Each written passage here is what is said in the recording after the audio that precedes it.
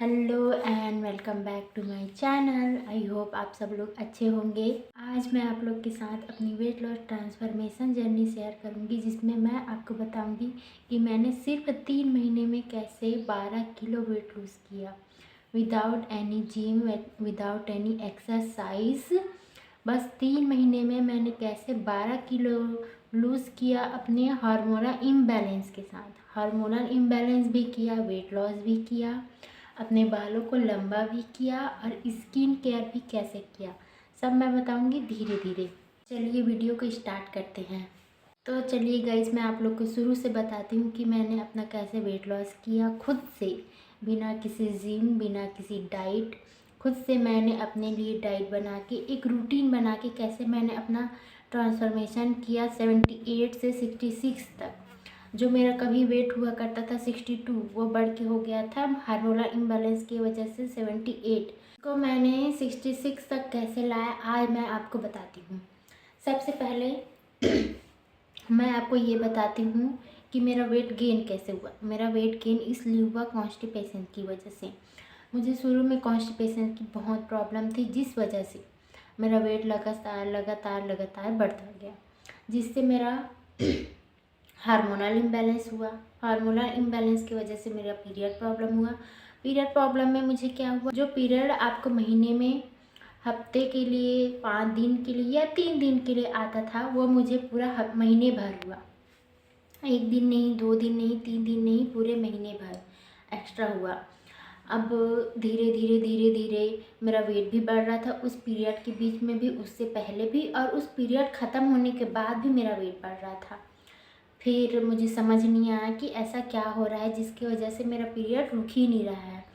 फिर मैंने अपने फैमिली वालों से बात किया, अपनी मम्मी से, अपनी बड़ी सिस्टर से, और फिर उन लोगों ने बताया कि डॉक्टर के पास चलते हैं तभी कुछ हो पाएगा। फिर हम लोग डॉक्टर के पास गए। फिर डॉक्टर ने ये बताया कि मेरा हार्मोनल इम्बैलेंस हो गया है वेट गेन की वजह से।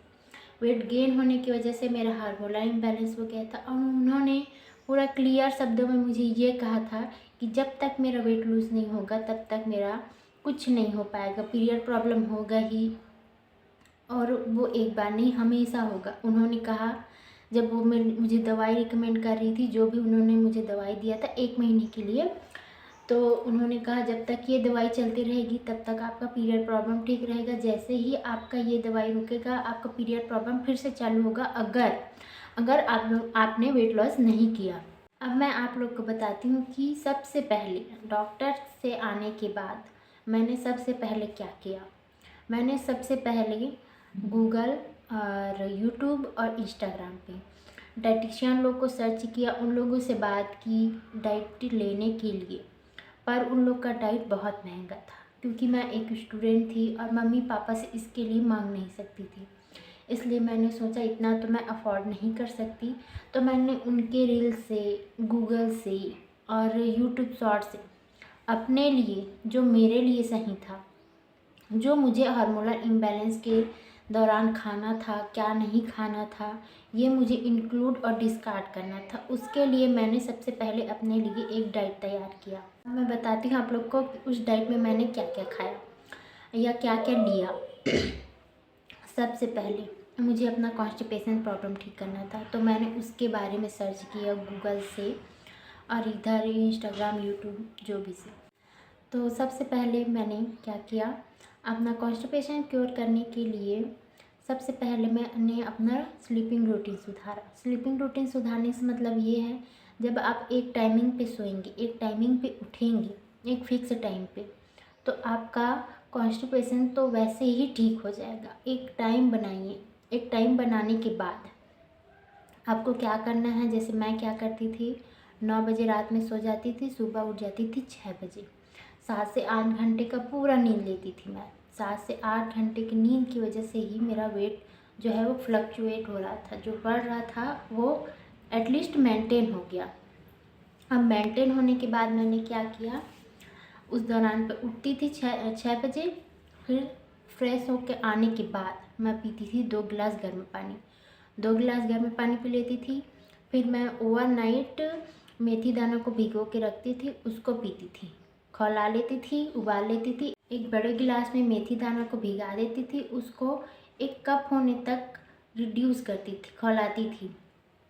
उसके बाद उसको मैं पीती थी गर्म पानी पीने के 10 से 15 मिनट बाद। उसके बाद उसका बीज, जो मेथी दाने का बीज होता है, उसको भी मैं खाती थी। फिर अगर आपका गर्म पानी पीने के बाद आपका कॉन्स्टिपेशन ठीक नहीं हो रहा है तो आप मेथी दाना का पानी पिएंगे तो आपका कॉन्स्टिपेशन ठीक हो जाएगा। फिर उसके बाद मैं क्या करती थी, उसके बाद मैं खाती थी अंजीर।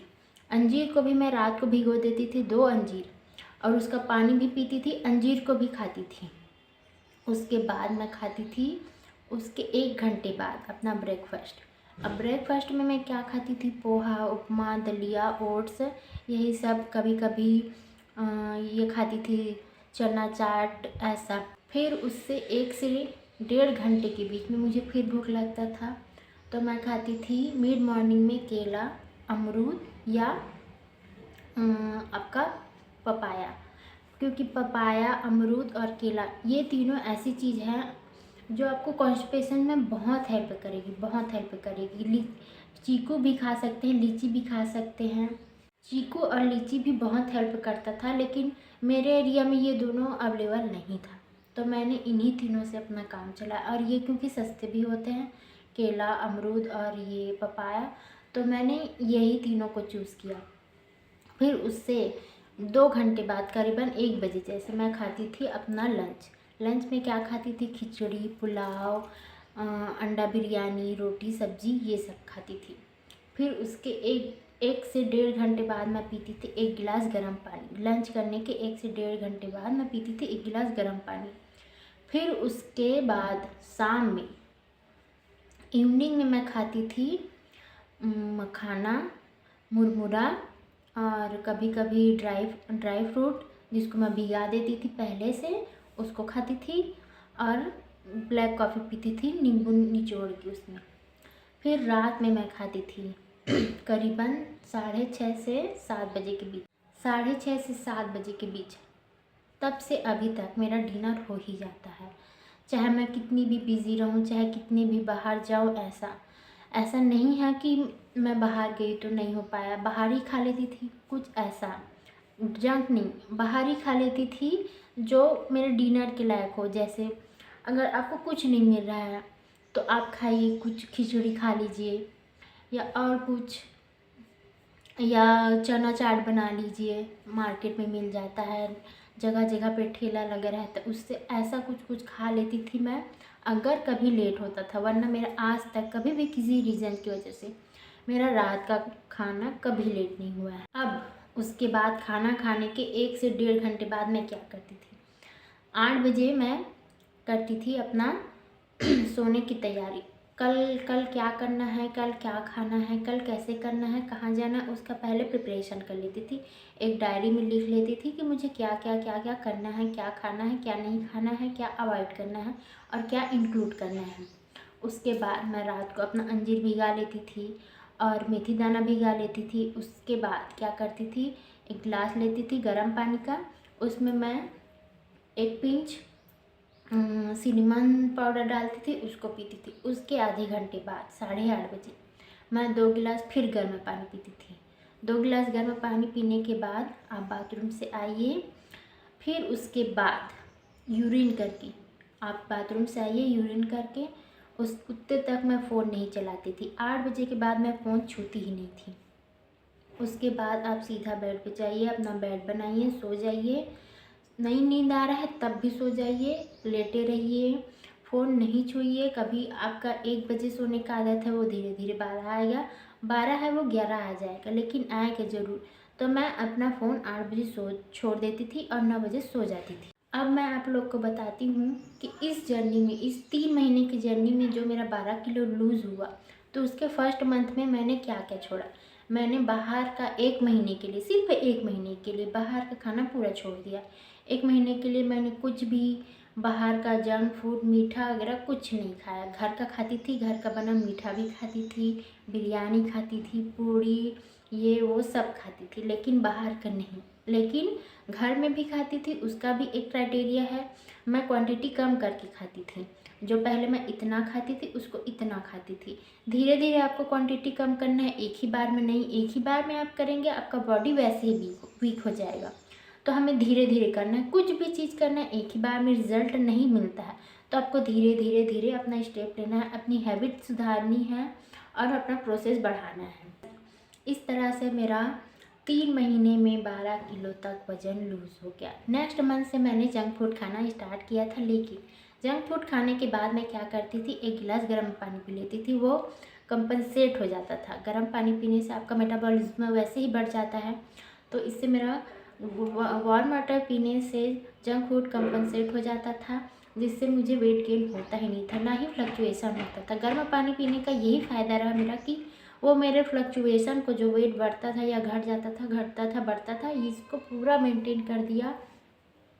और एक चीज़ और, ब्लोटिंग को वो गर्म पानी आपका पूरा सुधार देगा। आई होप आप लोग को मेरी वीडियो अच्छी लगी होगी, और ऐसे ही वीडियो देखने के लिए मेरे चैनल को सब्सक्राइब कीजिए, लाइक कीजिएगा और शेयर कीजिएगा। बाय बाय, टेक केयर, मिलते हैं नेक्स्ट वीडियो में।